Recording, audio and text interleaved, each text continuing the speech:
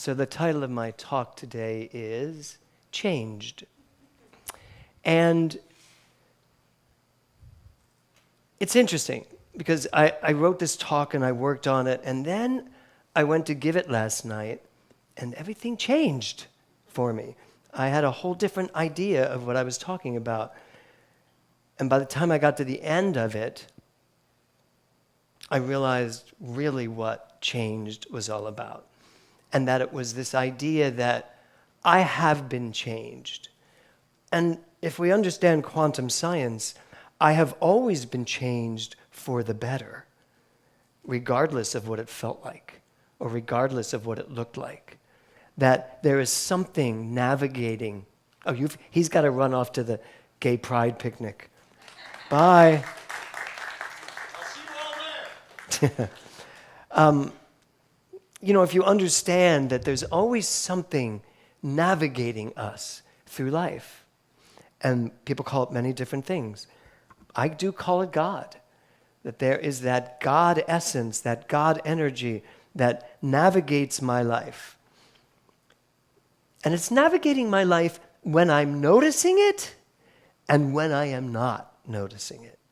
Thank God that it's navigating my life when I'm not noticing it, when I am not aware of love only, forgive everything, remember who you are, when I forget who I am. And here's the thing, no matter what you do in life, you are changing. We sang that last week, I am changing. We understand the idea, no matter what is going on, life is changing you. The question becomes, are you willing to purposefully change? To change on purpose. So I have a question. What would you say has changed you the most over your lifetime so far? So just think for a moment. Your whole life. What in your life changed you the most? The most. And there are many things that I looked at over my lifetime, and I hope you're still doing that yourself. But what was the activating ingredient that changed you in a profound way? It could have been the day you met your partner. It could have been the day a child was born. It could have been the day you graduated college. Something that really profoundly moved you. And yesterday, in Palm Springs, everybody's in a big circle and they all scream things out as they're going along. Please don't feel you need to do that. But it's way more, participatory. But I shared mine, which was honestly, the thing that changed me the most over my lifetime was the day I heard the words of Ernest Holmes. That really was the day that shifted my entire life. My whole life was a trajectory of stardom, all the way up to the day I heard there is a power for good in the universe greater than you are, and you can use it. And now, of course, because you are it. I heard that as a young actor in Los Angeles, and my world shifted. I never missed a Sunday. I went to every class I could get to, moved into practitioner, became a minister, opened a church, and everything changed. My whole life, the trajectory of what I thought was going to be my life, changed dramatically. First of all, I never thought I'd leave New York City. It just didn't seem possible that I would want to live anywhere but New York City. Now, I can't even conceive of living in New York City for many reasons, but I'll be happy to visit there at times when I have to for work. But, all of that led up to this. And that is still my answer. It really is understanding who I am from a deep, deep, deep level.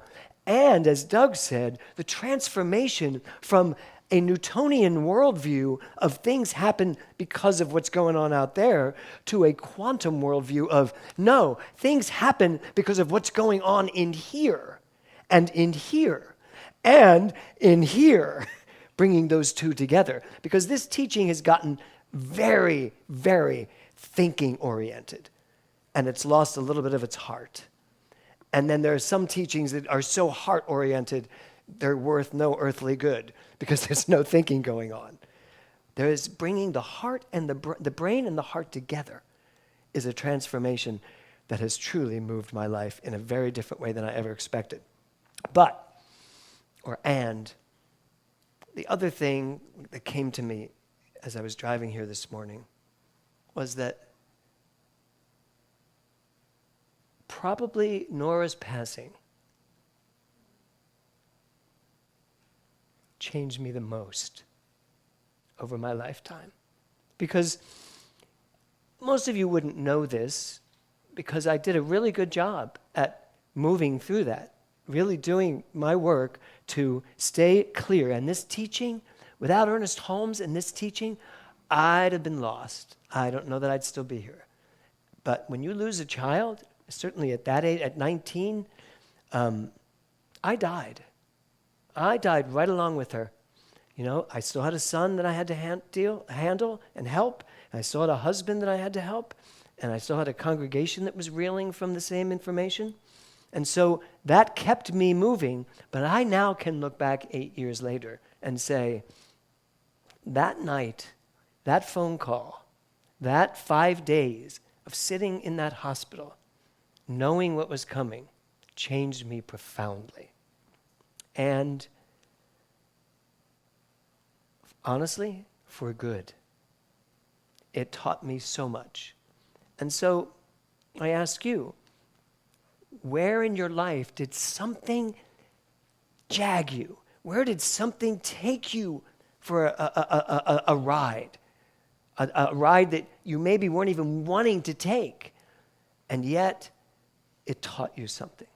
That's what this song is all about. I can tell you that when Stephen first wrote this song, he played it for us on the piano before it was ever it was written for the show, but before there was a Wicked. And he played it for us, and I was blown away. I loved the song, but I was blown away by the line. It's hard to say if I've been changed for the better, but because I knew you, I've been changed for good. For good. 2 words, 2 totally different meanings. I've been changed for the better, right? Good. And for always. So your life is moving forward at a beautiful pace, and everything that's going on in your life and every person you have met in your life has engaged the energy that you are and has left an imprint on you, no matter what you think. Even if it's someone, there was a homeless person the other day, and when I was leaving Ralph's, and I had this packet of muffins, and he was just sitting there. I thought, I'm just going to give him a muffin. And I gave him a muffin, and the smile on his face, that left an imprint on my heart. I don't know his name. I don't know where he's from. I don't know where he's going or what's going to happen to him. But I do know that for a brief moment in time, I shared an energetic field, a vibrational field with another human being that impacted me in some way. And I'm sure I impacted him in some way. So Ralph Waldo Emerson said, every person you meet knows something you don't. Learn from them. How often do you look at people, weigh them, decide who they are, and then act accordingly? Which is usually don't pay attention to them.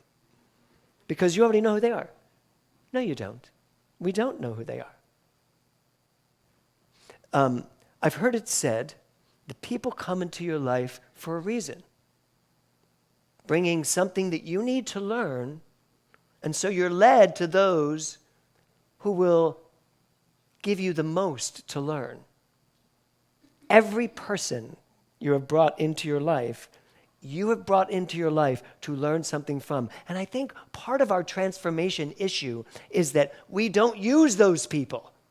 We don't use the knowledge. We avoid it, especially if it's uncomfortable. Has anybody had anyone in their life that's been uncomfortable for them? Right? Well, they're the ones this whole row does. Everyone in your life that is uncomfortable is really there to show you something, to teach you something, to say something to you. And that's the line, if you let them. If you let them. And the second line of Stephen's verse is, if you let them and you help them in return. Not just what can I get, but what is mine to do? What can I give in this situation? So who can say if I've been changed for the better? No person enters our life by accident. Some teach us through love, others teach us through challenge, but all contribute to our becoming. So as we have our last day, today's the last day of the theme, transformation. I hope it's just the beginning of, and it is, your transformation's inevitable. But the question becomes, are you going to be awake to it? Are you going to be aware of it? Because here's what I know about transformation. Transformation accelerates when you are aware of it, when you are awake to it. Transformation grows and speeds up when you are saying, bring it on. When you are aware of everything that's going on around you. When you're aware of the people and you don't shortchange any of them. You give everyone the same amount of attention. I'm still learning how to do that. I truly am. I still find myself thinking there's nothing there for me. And now I literally have to turn and face it and say, is there? What's here? Maybe the very idea that I think there's nothing there for me in this relationship, in this connection, is a sign that I have somehow jumped the gun or I've jumped to conclusions that are not necessarily correct. So, co-creation through relationship, a quantum perspective. So when we teach the observer effect, we teach that everything you put your attention on expands. Every idea that you put your attention on expands. Every person that you put your attention on expands. Whether I'm looking at Craig in a loving way, or if I'm annoyed at him and we're in a discussion that's annoying, I am still expanding that energy. It just depends on what that energy is. But I'm still expanding it. That's the observer effect. And when we talk about the connectivity, the co-creation through relationship, the idea that every particle is connected to the other particle. So every person in this room is connected in one way or another. Well, in the most primary way you could be, which is through your very being, your beingness, your energy, your cells, your biology. We are all just one big mishmash, and then each one of us individuates. And the quicker, the sooner we realize that we are actually co-creating our lives by my relationship with Mindy. That is actually actively co-creating my life. Connie, who I haven't seen in a while, but still, we have co-created. I just thought of her yesterday because she gave me a gorgeous ballet picture that looks like it was me, and I had to move it in the garage, and I picked it up and I was moving it, and I was like, I wonder how Connie's doing. And then she showed up today. I don't think that's an accident.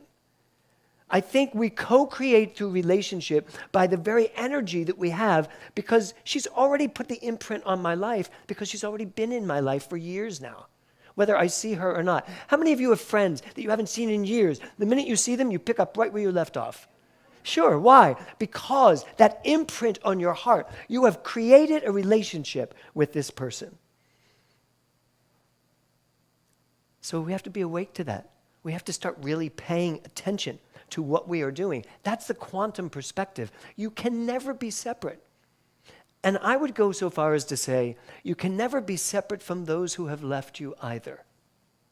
Nora has left such an imprint on my heart. There's not a day goes by that I don't think of her at least 12 to 1,000 times, because something happens.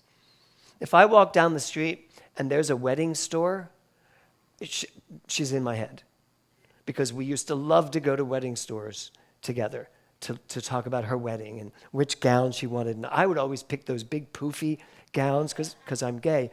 I'd pick those big poofy gowns with the nice cleavage and the long trail and everything. And she loved these slinky. And I was like, no, you are not wearing that. She's like, it's not your wedding. I mean, well, it probably will be.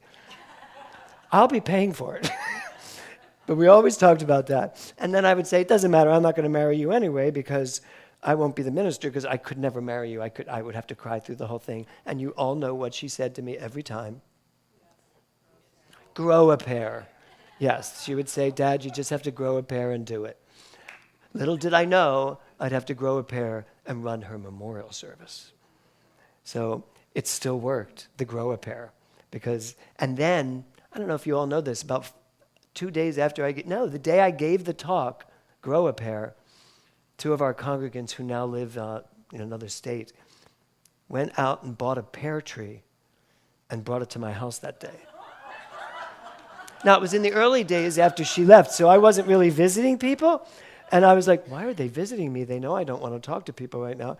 And they knocked on the door, and I opened the door, and there was this tree. And they went, we know you don't want to talk to people. We know you're processing, but we just wanted to bring a pear tree to you so that you could grow a pear.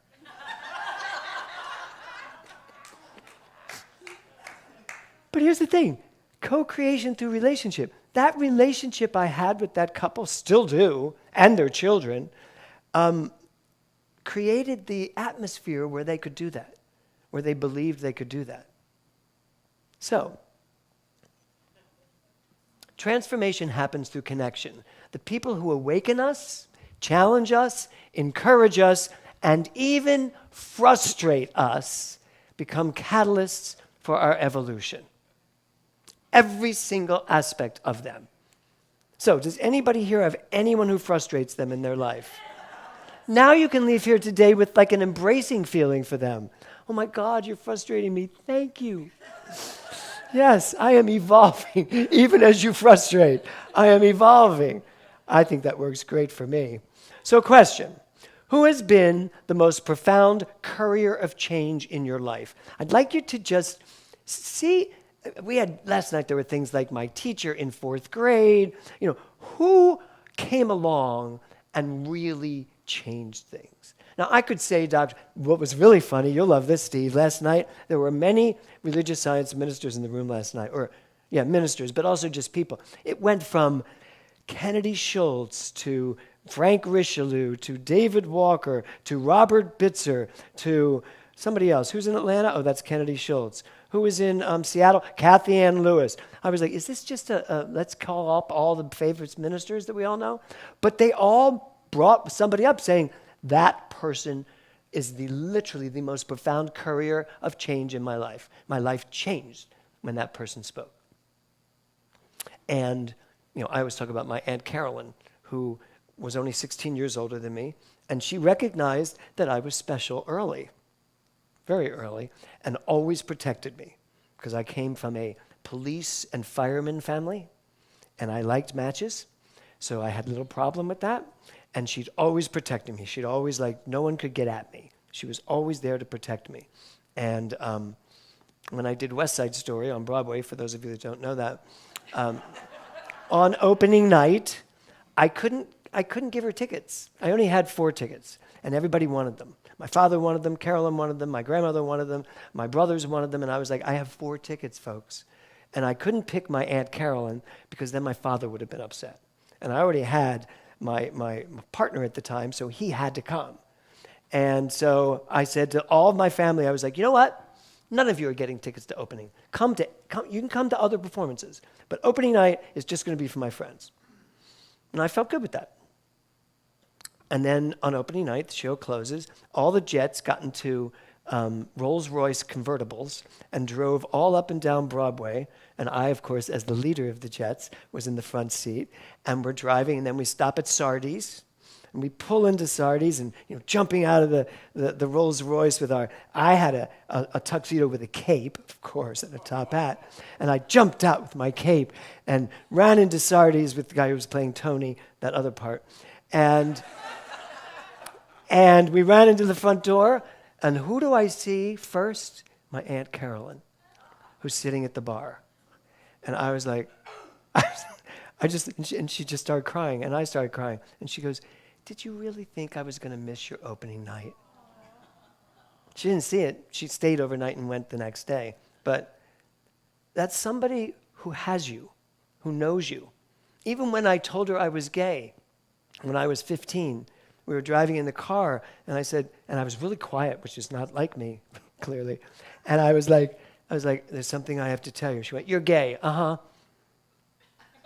And I was like, how did you know I was gay? She goes, really? She said, Jimmy, come on. We all know you're gay. I said, everyone knows I'm gay? She said, except for your girlfriends. Yeah. And that was as easy as it was. Yeah. So, for you, who has been the most profound courier of change in your life? And whoever that is that you have pulled up, I want you to wrap them with so much love. I want you to realize and remember what they have done in your life, how they have activated the transformation that you had at that time from who they are and what they have done for you. Okay, so now here's the next question for you. Are the people in your life better because they knew you? Well, of course, all your students. Aren't all of your students better because they had you as a teacher? Even though they probably hated you. No, they didn't. They didn't, okay, good. You're better because you knew them, but they are better because of who you are. You know, all the kids that did children's church here when you were teaching it, aren't they all better because of who you are? The teenagers, and Nancy, you'll remember this, we had a teen concert. We had a huge teen program because all of our kids grew up at the same time, and our teen program was like 20 teens. And I was never with them because the kids were always there, and I was in the main stage. And I decided to direct them in a concert, all the teens. Well, they hated me. They were, except my own two children were fine, and then Nora came to me and went, Dad, I can't stand it. I can't stand this backstage. Everybody's just saying how mean you are. Everybody really hates you. I was like, that's okay. It's okay. They're not going to hate me once they do the performance. And she said, but can you ease up on them if they make a mistake? I was like, no. They are going to learn to do this properly. Because, they were all over the place. And I wanted a solid, professional, I wanted to show them all how incredible they could be. And I still had a little bit of issues at that time to work on. I still had some control issues to work on. And I was raised by Jerome Robbins, so I had a little bit of an iron arm. And they really were. They were all scared to death of me, too. One girl walked out on stage, and I went, I had the microphone. I was like, are you wearing those shoes tonight? She was like, no, but the other shoes hurt me. I don't care. Beauty is painful. Go put the shoes on. She came back out with her high heels. When the show was over, and we were all in the lobby afterwards, they all came up to me together as a group and literally with tears in their eyes thanked me and said, we never knew we could be that good. And I thanked them and I said, you know what? I could be kinder in how I do this when I have the time. But when I don't, that's what you're going to get. And that was that. And you know what's funny? If you go to YouTube and put in NoHo Arts Center teen concert, I just found this out. It's still there. All those kids, and it's like 15 years later, they're all, well, no, Will's 27. They were only 15 or 16. So 10 years later, they're all out in the world, but they can go look at a night that transformed them. So, are people better off because you showed up in their life? The meeting of two personalities is like the contact of two chemical substances. If there is a reaction, both are transformed. It doesn't matter what the reaction is. Both are transformed because you are two energies meeting. And something is happening. Something is always happening, no matter what. And I love this. This is from a Unity minister in 1920, Louis Dunnington. What matters is not what life brings to us, but what we bring to life. Every time you interact with anyone, you are transforming them for the good or for the good. Happily or not so happily, but always for the better. Which does not give you permission to mistreat people. That's not what that is. But make notice of that if that happens. And so here's my conclusion. I wrote it out because I thought it'd be really powerful if you all read it as I said it. The measure of a life is not how many people we met, but how many lives were touched because we were here. Every person who enters our story leaves a mark upon our soul. And if we have loved well, served well, and grown well, then one day we can say with deep gratitude, because I knew you, I have been changed for good. And let me just say, because I knew you and every one of you, and this community, Global Truth Center, the NoHo Arts Center for New Thought, Westlake Church of Religious Science, New Thought Now, because of everything we have all gone through, I have been profoundly changed for good. And I say thank you. Namaste. Thank you. Wow.